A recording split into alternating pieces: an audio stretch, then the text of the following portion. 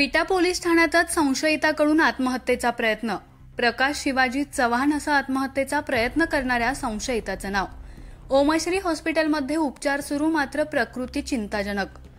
विटा पोलिसांनी चोरी प्रकरणात संशयित म्हणून पलूस तालुक्यातील सांडगेवाडी येथील रहिवासी असणाऱ्या प्रकाश शिवाजी चव्हाण वय वर्ष 40 यास ताब्यात घेतलं होतं।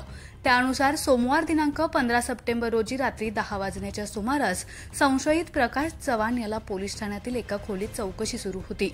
यावेळी पोलिसांची नजर चुकवून संशयित प्रकाश चव्हाण याने या खोलीतील उपकरणाची वायर गळ्याला गुंडाळून जोराने ओढून आत्महत्येचा प्रयत्न केला। या प्रकारानंतर संशयित प्रकाश चव्हाण याला तातडीने विटा पोलिसांनी विट्यातील ओमश्री रुग्णालयात दाखल केलं आहे। तर पोलीस ठाण्यातच गळफास घेऊन आत्महत्येचा प्रयत्न करणाऱ्या संशयित प्रकाश चव्हाण याला ओमश्री हॉस्पिटलमधील अतिदक्षता विभागात दाखल करण्यात आले असून त्याची प्रकृती चिंताजनक असल्याचं समजतं। या घटनेनंतर पोलीस निरीक्षक धनंजय फडतरे यांच्यासह पोलिसांनी ओमश्री हॉस्पिटलमध्ये धाव घेतली।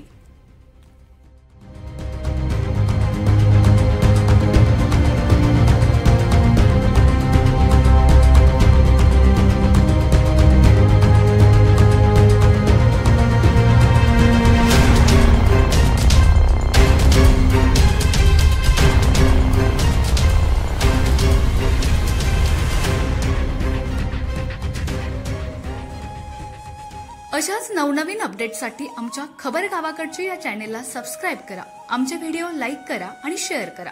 धन्यवाद।